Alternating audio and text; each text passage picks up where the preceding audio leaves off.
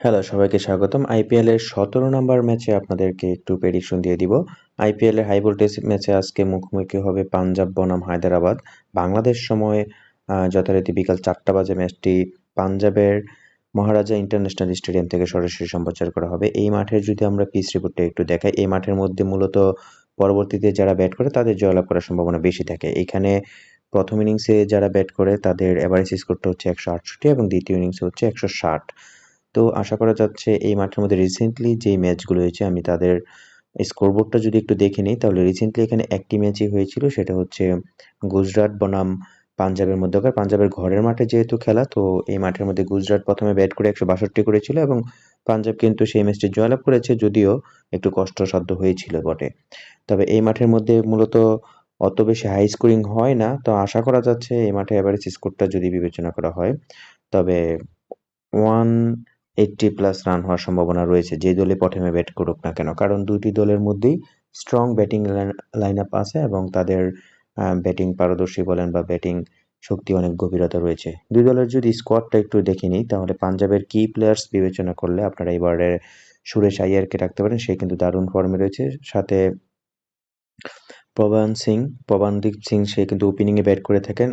আরিয়ারও কিন্তু ওপেনিংয়ে ব্যাট করে থাকেন। তারা তিনজন কিন্তু দারুণ ফর্মে রয়েছে। তাদের তিনজনের কারণেই কিন্তু পাঞ্জাব বিগত যেই ২টি ম্যাচ আছে সেখানে জয়লাভ করেছে। বোলিং লাইনে বিবেচনা করলে তাদের মার্কো ইয়ানসন, তারপর সবচেয়ে বেশি নজর রাখবেন আপনারা হচ্ছে চাহালের দিকে। চাহালের বলটা খুবই গুরুত্বপূর্ণ এই মাঠের জন্য। এই মাঠে স্পিনটা খুবই ভালো হয়ে থাকে এবং অস্ট্রেলিয়ান ব্র্যাথলিট সে কিন্তু খুবই ভালো বোলিং ফর্মে রয়েছে। গত ম্যাচে কিন্তু একাই কিন্তু কেকেআরকে দোষিয়ে দিয়েছিল। তো তাদের পেস অ্যাটাকটাও খুবই দারুণ। দুই দলের যদি হায়দ্রাবাদের আমরা কি প্লেয়ার্স বিবেচনা করি, হায়দ্রাবাদের আসলে অভিষেক শর্মা এবং তাবিসের তেমন একটা ফর্মে নাই। তারপরে তাদের দুজনের মধ্যে একজন যদি দাঁড়িয়ে যায় তাহলে কিন্তু খেলা কি হতে পারে আমরা জানি।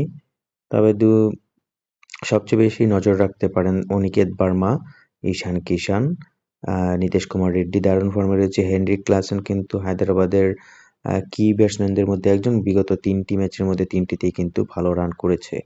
তো বোলিং লাইনে বিবেচনা করলে হায়দ্রাবাদের মধ্যে ওইরকম কি কোনো বোলার্স নাই, অথবা তারা তেমন ভালো বোলিং করেও নাই এই বছর। তাদের বোলিং লাইন আপ খুবই বাজে। তো তারপরেও তাদের মালিঙ্গা যে সে একটু ভালো বোলিং করে থাকে। দুই দলের যদি স্কোয়াডটা বিবেচনা করি আমি, তাহলে পাঞ্জাবকে আমি ম্যাচ জয়লাভ করার জন্য এগিয়ে রাখবো এখানে মনে করেন 70%। আর আপনারা যদি আমার টেলিগ্রাম গ্রুপে যুক্ত হয়ে টাইমিংটা অ্যাডজাস্ট করতে চান যে কখন ম্যাচের মধ্যে থাকলে আপনার জন্য সুবিধাজনক হবে, আমাদের টেলিগ্রাম গ্রুপের লিঙ্ক দেওয়া থাকবে কমেন্ট সেকশনে অথবা ডেসক্রিপশনে, যুক্ত হয়ে নেবেন। এখন পর্যন্ত এতটুকুই। প্রতি ম্যাচের আপডেট পেতে আমাদের সাথেই থাকুন। আল্লাহ হাফেজ।